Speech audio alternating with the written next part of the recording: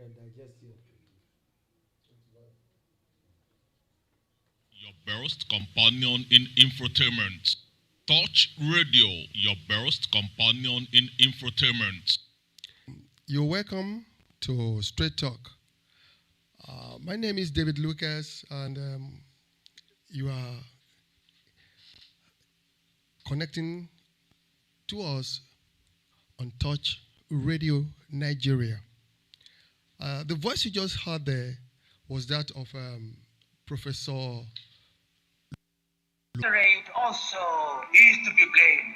The electorate has insatiable thirst and hunger for things that work for. They have been trained and they no longer listen to ideas. One of the pains that one has to endure when you confront your typical African electorate is to convince the electorate that ideas count for something. Many times when you address the electorate and you are waxing eloquent telling them, when I'm elected, I'm going to ensure that we have good health services. We are going to ensure that we have good schools. We are going to ensure that we create opportunities for innovation and invention and create opportunities for young men and women. They are waiting for you to finish. They will tell you, we hear you. We know you are going to do all those beautiful things. But in the intervening period, I must eat. And therefore, no matter how beautiful your ideas are, if you don't carry money on that day, your ideas, like the elephant before them, will never fly. Touch Radio, your best companion in infotainment. Touch Radio, your best companion in infotainment. You're welcome to Straight Talk. My name is David Lucas, and you are connecting to us on Touch Radio Nigeria. The voice you just heard there was that of Professor Lumumba. Lumumba is a professor from Kenya. His full name is Professor Lodge Otieno Lumumba. He served as the director of the Kenya Anti-Corruption Commission from September 2010 through August 2011. He is a speaker, a renowned speaker that is always in the news across the globe, and is known for his outspoken quotes, and he is a Pan-Africanist and a man who always challenge the Western culture because of what he believed in, and also you see him talking more about the problems of Africa, and also preferring solution to how things can be, reshaped to give us a good continent, the Black Africa continent. That was our soundbite for today, and the man is Professor Lumumba. You're welcome once again to Straight Talk. I'm David Lucas. I'll be back after this time out.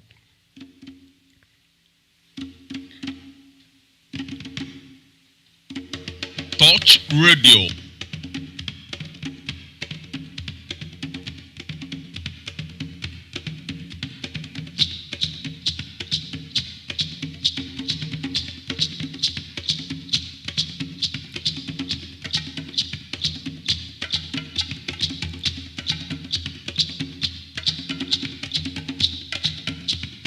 Touch Radio, your best companion in infotainment. Yeah, welcome back. You are still listening or watching Straight Talk with David Lucas on Touch Radio Nigeria. Now, I want to quickly bring to the fore what the President of Federal Republic of Nigeria, the person of President Muhammadu Buhari, said. This that was yesterday, concerning the bandits. He said And let me quote him verbatim, that bandits that we are seeing in Nigeria today, that they are from Libya. And so he is blaming Gaddafi for the influx of the gunmen into Nigeria. And also, he said that all those men that we see today in Nigeria, carrying AK-47 in all our forests, say they are from Libya. That he said they are coming to Nigeria was because of the civil war, or because of the war going on in Libya. And he said also that if Gaddafi were to be alive, that what we are experiencing today in Nigeria will not be there. Now, that was what our president said concerning, the influx of bandits, into our country. Now, look at my own submission at this point in time is, are there no border guides now for these people to have, moved into our country, and not only in a particular state, but all over the country? Now, and where are the border guards? Where are the immigrations? Where even is our intelligence? I don't know. Now, the president is complaining, saying that the blame should be put upon Gaddafi. Now, that is something that I want our listeners and viewers today to ponder on. Now, our president, that means we cannot handle the situation at hand, since he's shifting the blame now back to Gaddafi, who is late now. And I pray that this situation will not go out of hand, that will not eventually lead to a civil war at the end of the day.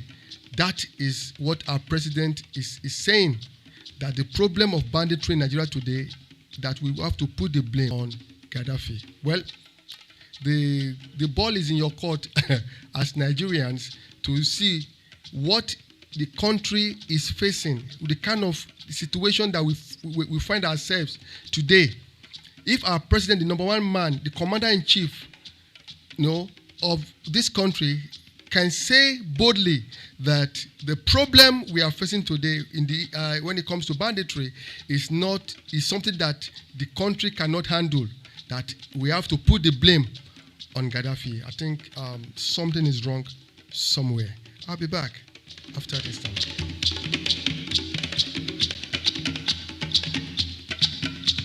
Touch Radio, your best companion in infotainment.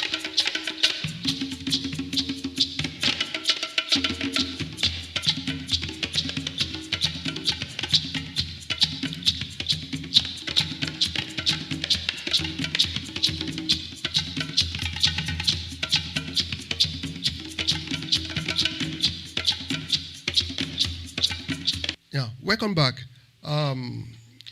Let's quickly look at one of the burning issues in the country today, which is the issue of Delta State. I'm talking about the Igboho loot that the government of Great Britain is trying to return back some looted money from Delta State by former governor of Delta State, Igboho. Now, the money, the said money is bringing a lot of controversy, in the country today.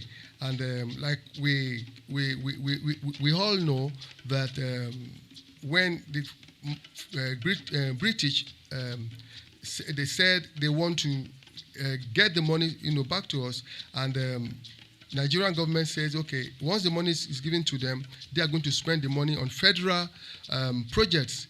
And Delta, the state government is saying that no, the money belongs, to Delta State. So let's have the money back. And federal government is saying that since you swore an affidavit saying that the money, that there was no money that that was missing from your coffer, that your former governor did not steal any money. So how come now that you are saying that the money should be given back to to Delta State. Now, that controversy is there already. But I'm looking at it from another angle this morning, which I want us to also listen to the view of a veteran journalist, Jimmy Disu, the way he too sees it. Now, he is saying that the federal government and Britain should have get, Delta State government involved in the meeting initially before they now agreed to send the money to federal government of Nigeria for them to use. Now, I don't really believe that the state government should be involved, in that meeting, because from the onset, even before, while Igboho was going to trial, in Britain, Delta State government said that their governor then did not steal any money. So how come now that when the money is to be released now, they are saying that the money belongs to Delta State? Now I want you to listen to the view of Jimmy Disu, this afternoon.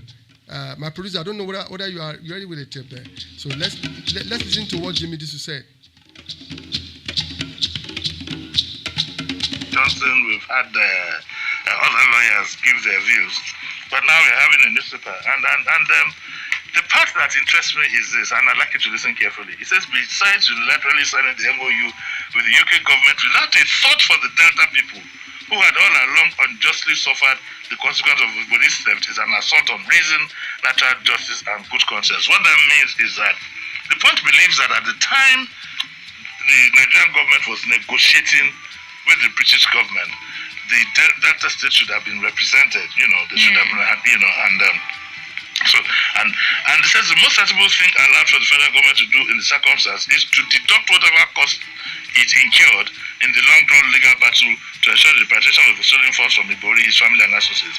And if you must spend the money, it would have been more equitable deploying it in rehabilitating existing decrepit infrastructure or abandoned federal projects located in the state for the benefit of the people. Now this, because it skipped, I didn't see where this has happened, but this is what it says. It says the decision of the Delta State government to challenge the federal government's decision in court is a welcome development. I didn't know that had happened. Oh, they've gone to court? They've gone to court, I didn't know. But at the end of the day, the Delta people again, like those of us in Yoruba land and those in the East, should now know who their enemies and true leaders are. I'm still aghast as to the statement that was made from his people that they stand by him. By their sons. There's something in our diet that has twisted our head. Is it in the diet? I told you that, you see, poverty is worse than cancer. Cancer doesn't spread, poverty does. And one of the things that I think poverty does, most importantly, is that it... Yeah, you're welcome. That was Jimmy Disu, trying to the issue of the repatriated money from England to Nigeria. He said that it is unfair for the Britain government to give the money back to Nigeria without getting the Delta State government involved in the negotiation. Now let's take a break, then we come for the final shot.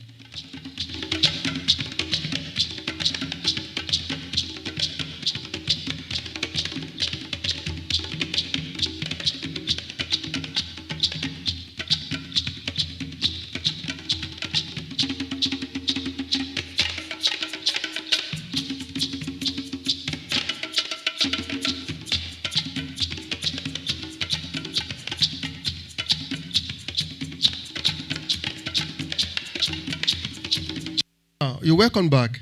You are still watching Straight Talk with David Lucas, and you are watching and listening to us on Touch Radio Nigeria. Now, the wife of our president, Aisha Buhari, we all know he left the country about 6 months ago, for United Arab Emirates. And now she's back, in the country. She came back, I think, yesterday, and the Aso Rock is bubbling again. The house, the madam of the house is around, and we thank God that she's back. She's hale and healthy, and some of us have been, trying to ask what she went to Dubai to do for six between the husband and the wife. But thank God the woman is back into the country, and we believe that she's going to take the responsibility of being the first lady, in the country.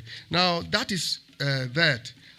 Let us quickly look at this story before we go for this week. Sunday. Igboho. Sunday Adeyemo, popularly known as Sunday Igboho. Yesterday I was going through the news, and I saw a quote by Sunday Igboho, which let me quote him. He said, "I will soon open borders." Now I was so inquisitive, to want to know what he meant by saying that he will soon open border, or that is it the Yoruba, or is it his own men that they will soon open the border? Is it the border? Is it the southwest border? He said, when I went through the story, they said that they want to open border so that food will be made available, for the people of the southwest region. Now, aside that, Sunday Igboho has been, in his, self outburst, which has become, which is gaining momentum all over the country, and I am seeing Sunday Igboho as a man who is championing a cause, but I believe personally that he has to take kind of precautions. It's like he's jumping, at a faster pace. He's running, too hot. His running is too hot, for his steps, to carry. Now, why am I saying that? A common saying goes to us that they will push you, and until when you get to a point of falling, the people that are pushing you, they will leave you. That I just pray that man will not end up that way, because he has people that are supporting him now, pushing him, asking him to, we are solidly behind you. And though he has a just cause, he wants the people of the Southwest to get liberated, but I still believe that he has to put some element of cautions in what is championing. Now let's quickly listen to what Jimmy Disu also said concerning. I think we are towing the same part. Jimmy Disu.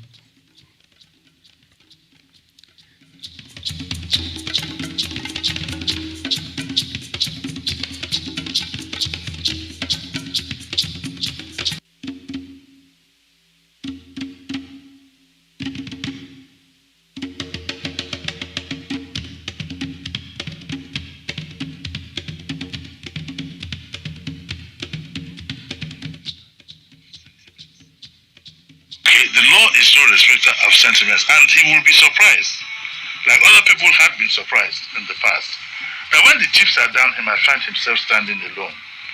Rhetoric is easy, action is very difficult.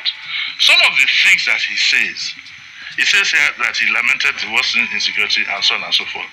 But there are some things that he says, I would advise him, to desist from using that kind of language. Look, one thing is bravado. When it comes to reality, I hope he's ready. Because he says that we no longer have peace in our home. We know that. We have a good country, but our leaders are bad. That includes even Yoruba leaders. It doesn't exempt them. It doesn't exempt them. So getting out of Nigeria because of that doesn't hold water. Our Yoruba leaders are bad. Our leaders are bad, most of them. So let me leave some window open. It says, after this discussion, we will hold meeting and open our borders so that rice, food, and other things can enter easily. I don't know what that means. That they will open our borders. Which borders are closed? Which borders are you opening? So that rice, food. And it says, enough. All our borders that Nigerian government closed, we are telling them we are no longer under them. You are no longer under who? You are no longer under who? He goes on to say, we will go and open the borders. How? I don't know which borders he's talking about. I hope he's not thinking of the Benin border, which in itself has been opened. Yeah. I hope this is not an old video.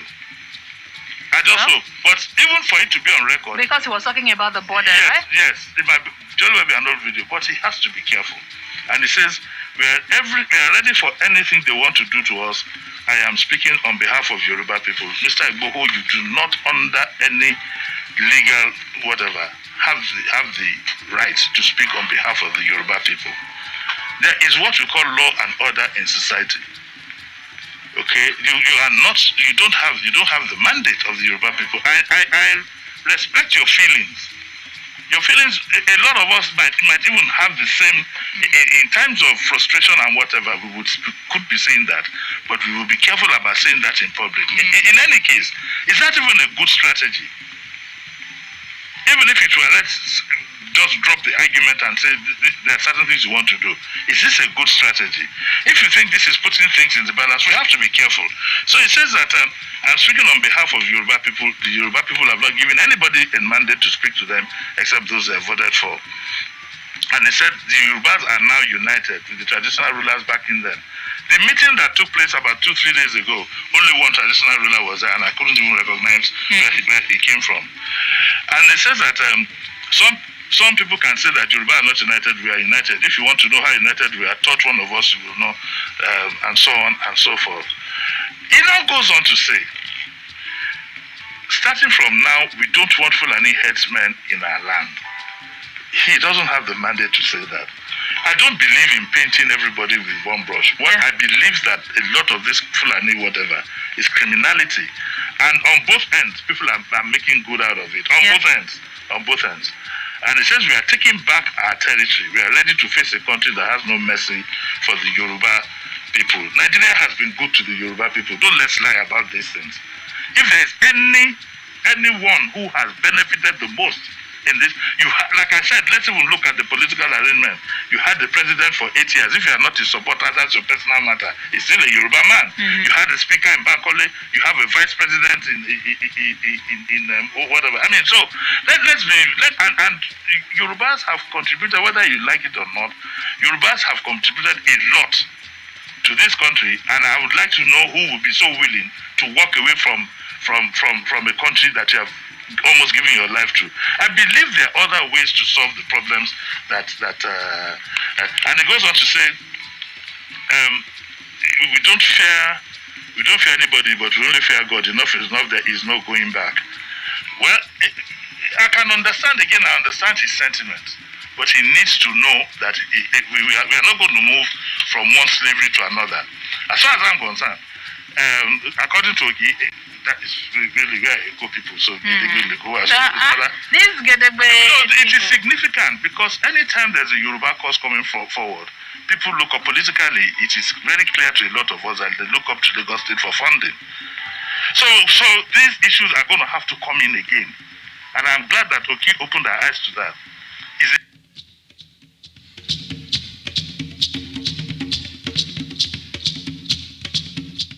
Yeah, welcome back. That was the submission of veteran journalist Jimmy Disu there. We are going to, wrap it up there for this week, and by next week, by the special grace of God, we're going to bring to you another juicy package as news, are trending, in Nigeria. I want to say a big thank you to Joshua. Is our production assistant, today. He's just laughing. He's in the studio. He's looking at me and laughing. And I want to say a very big thank you also to my producer, my amiable producer, presenter Oluwami Sheun. Thank you very much. I just have to say goodbye now. My name still remains David Lucas. Till next week when we meet again, stay out of trouble and do have a pleasant weekend. Bye. Touch Communications, your best companion in infotainment. Hello, yo, my fans house over there. My name is presenter Oluwami Shonshon. You are listening to Touch Communications. Don't touch the dial.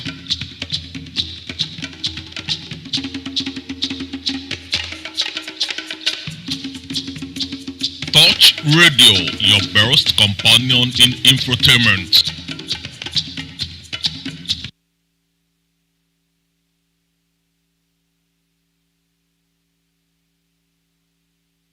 Touch Radio, your best companion in infotainment. Touch Radio, your best companion in infotainment. Touch Radio, your best companion in infotainment. Touch Radio. Touch Radio.